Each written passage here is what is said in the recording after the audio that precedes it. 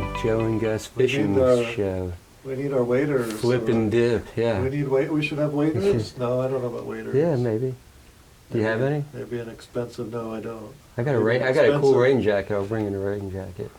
Oh, yellow Yeah. one? Yeah. Yeah. We were life goals, life goals. Yes. What is your life goal? At this point, It's not too late? no, it's not too late. No, I'm just turned 61, and so life goals certainly are different. I remember 20 years ago, life goal was to get a big house and all that, and did that, and then that didn't pan out all that great, and so so goals change over time. But now the goal is to look toward retirement and what that looks like. Not looking to necessarily get out of work, but maybe not be in a day-to-day, everyday work environment. Maybe a consultative type thing or something like that. So something where I can start enjoying my years. Worked since I was 10, so that's 51 years I've been working now. So What were you doing when you were 10? newspapers. Newspapers, Yeah, okay. yeah. So newspapers, then at 12 or 13 started making boats with my brother. Oh, And then motorhomes and stuff like that. So, really? yeah. Yep, worked a long time. Back in Jersey? Long Island. Oh, no. You knew that. So what about you? My goal, Yes.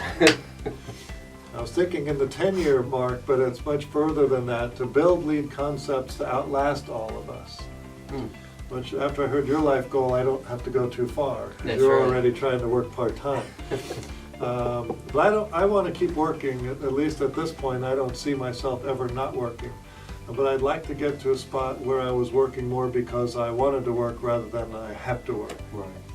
So, and with that sort of a goal at work, it ties back to the goal at home. Because if I'm making decisions at home in the way that I'm spending money, it doesn't match my decision to get to a spot where I'm working because I want to work rather than because I have to work. Right. So staying in the house we're in, driving the cars, not overspending on long-term purchases, then that gets me where I want to go on a long term. Maybe you could call that a why of sorts, Sure. But- And that changes because, like I said, when I was younger, the goal was a bigger house. Mhm. And to enjoy all of that and everything. Well, over time things change, and so now it's not necessarily living in a great big house, but how can I live comfortably? So yeah, when you're looking at long term, beyond 10 years, that's a big why. But as a business owner, looking at 10 years, looking at 5 years, where do you see the business? Maybe as an insurance agent or broker, say in 10 years, where do I want to end up? How I want working for me? Will we be creating our own leads through our own marketing department? How many apps do you want to be writing out of your shop? So there's a lot of ways you can look at goal setting when you're talking that far out at 5 and 10 years. For me, when I travel, No, I was going to say that it's, I think, an exercise that probably a lot of agents and companies do is set that goal. Okay, so this year we want to do 10% more, or we want to do 500 apps or something like that, and that's all great, and then the meeting's over and then they all go back to work.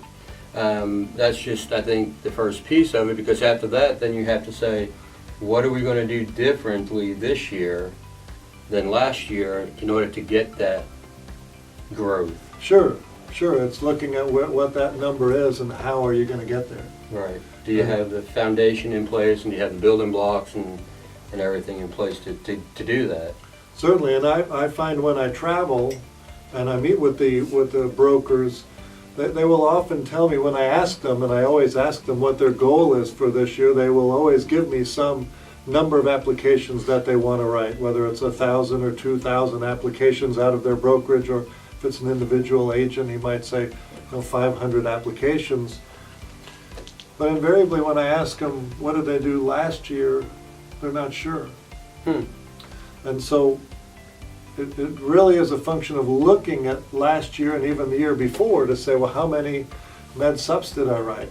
How many of them were aging in? And of course, those mean more money, more commission coming in when you write a new person into Medicare. So how many were Med Advantage? How many were aging in? Did you write any final expense? And so how many did you write in each of these, what we call revenue buckets? And be able to look at forecasting the next several years and beginning to put, as you say, the structure in place to be able to generate your own leads, to be able to have the agents in place, trained, and taken all their annual tests and prepared to go out, and obviously product training as well as sales training. Right, right. So you do realize that we sell leads. yes, but Okay, no, so no. you've mentioned several times people generating their own leads. That puts us out of business. Well, you're That's a short-term planning. thinker. You're No. short-term. No, I have to tell you, Okay. you have to Something I don't know. Here we You go. have to help people understand what they should be doing. They shouldn't need us. Yeah, it'd be great if everybody just needed us, but the truth is they should be doing leads in a number of different ways, not just with lead concepts. Nobody does direct mail leads better than we do, and give us a year or two, we'll be doing digital leads better than everybody else too. I firmly believe that. But agents should be doing leads in a number of different ways, not just with us. But we make it simpler for them, we make it Right. easy for them, but I it guess is vital referral for, business is one way they can generate leads. for an agent.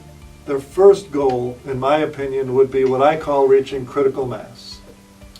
Critical mass for an agent is when they've gotten enough clients, and I guess it's different for everyone, whether it's 100, 500, or 1,000, that those clients are paying them renewals and they're bringing in referrals from those clients, that they don't need us. Mm-hmm.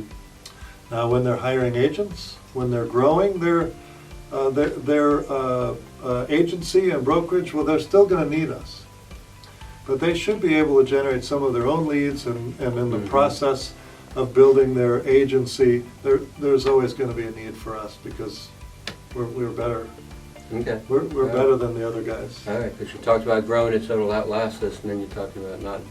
Yeah, okay, I just But wanted to other- be clear. Got to put other Having people a senior first. moment here. or Our something, needs, but- our needs come second to the customer. Right, right. So, that's the thing when you're breaking down 1 year over 1 year, is look at what you did last year and the year before that. Look at the trends in the products. And of course, if you're goal setting for next year, you have to be paying attention to what any kind of government changes could come in and create a big change or a big problem for you. So, goal setting out, 10 years, 5 years, 1 year. What's your overall, long-term why? Helps you make the right decisions. But we do it every year at Lead Concepts. Yeah. I think it took us many years to get good at it, but I think Right. we're pretty good at it now. And of course, we've put the structure in place Mm-hmm. to do all the things that we're talking about. Yeah. Yeah. And it does work, because a number We're of growing. years ago, we definitely put in place structure to make the company grow. And it's taken a long time, it's taken a lot of work. Yeah. We're definitely getting there, and the growth is happening, so it can happen for anybody that puts the time in to do it. Yeah, well said. Well, thank you. Good job. Thank you. Are we done? No. Yeah, well, we are, yeah. Yeah.